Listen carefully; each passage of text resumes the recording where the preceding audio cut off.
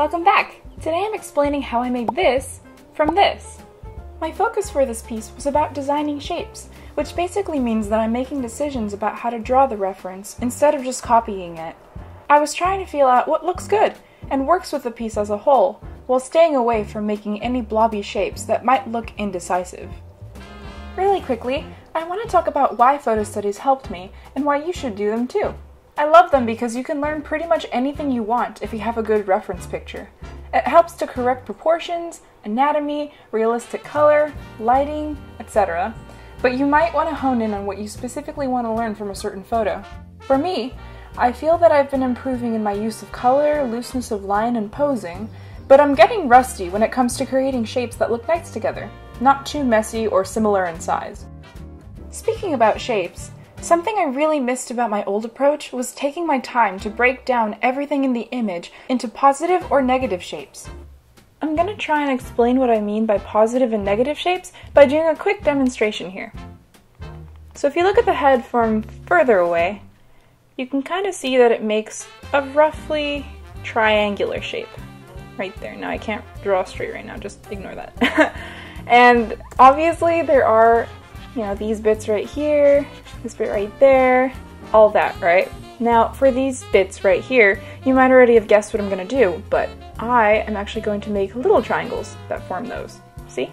This is a triangle. This is a little bit tougher, but you can kind of find loopholes. If you make this a triangle, and then maybe that becomes a triangle. Ignore my phone. Stop texting me, Jason.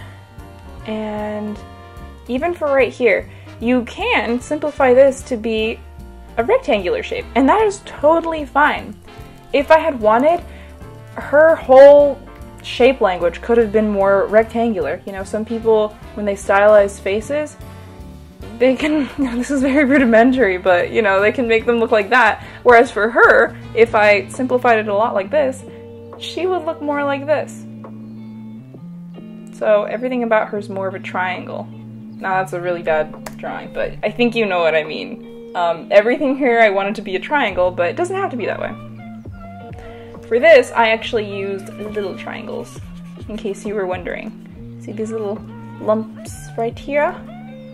I did a triangle there, triangle here, tiny triangle there. Oh my gosh, Jason, right here. So everything here turns into a triangle. And that's really valuable for breaking down things in reality. I would recommend everyone who wants to draw do this as a regular exercise because it helps you understand things. So you're not just copying the reference. Obviously, I strayed very far from the reference, and that was intentional because I wouldn't have learned as much otherwise. So really recommend this. I almost forgot to talk about negative shapes too. So we talked about how to break down the whole head and the hair especially into triangles. But if you look at these wavy parts right here, I use negative shapes to break those down into triangles as well. So if you put a line right here for this part of the hair, you probably already guessed it. You can put little triangles right here, and you got your shapes. This works with a lot of things, and using this method of positive and negative shapes can really help you break down literally anything into whatever shape you want. This actually works with small details too.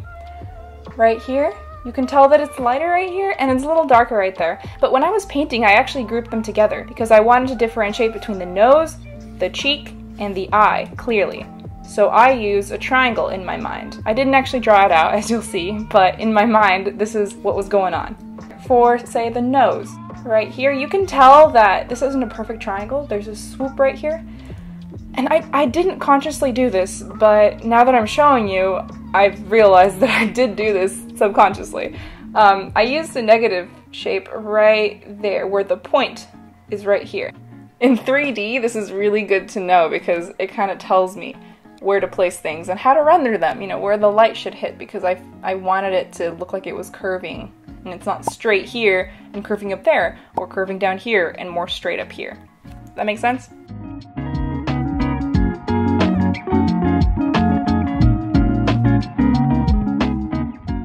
So I've been reading Framed Ink, and something the author talks about early on is that we don't see things the way cameras do, with everything in perfect focus. We get impressions of people instead. We notice things about them, and certain features stand out more than others. I'm sure you've experienced this when meeting someone new. Maybe you notice the color of their eyes first, or the shape of their nose, or how large their cheekbones are. So it's better to draw how we see people instead of drawing their features exactly as they are. Accentuate some, minimize others. That's how we see people in real life. For this piece, I saw 3 areas off the bat in the reference. Her nose, her eyeliner, and her overall hair shape were what stood out to me.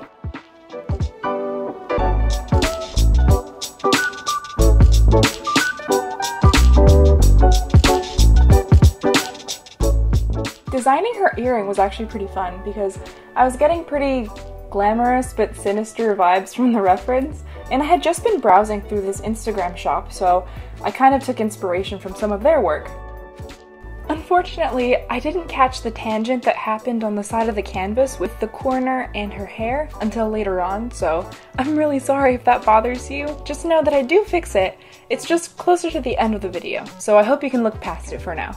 And just watch, everyone's gonna be like, I didn't see it until you pointed it out, and now I can't unsee it, and it ruined the whole thing for me. Oh no.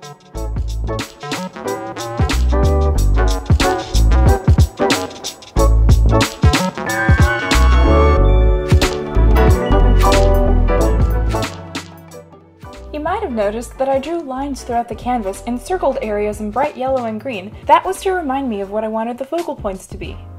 I tend to go a little trigger happy when it comes to rendering, because I find it so fun and expressive.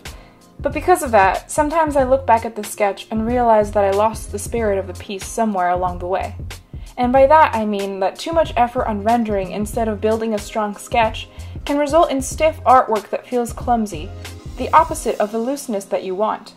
To make sure that I don't fall in the rabbit hole of making my artwork feel rigid, I decide my focal points early on, and I make sure to spend the most time on where I want you, my audience, to look.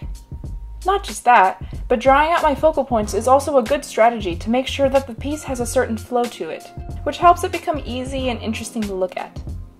I hope all of that made sense. I try to make it as understandable as possible. But if you have any questions about anything that I'm saying during this video, feel free to leave them down in the comments below and I'll definitely respond.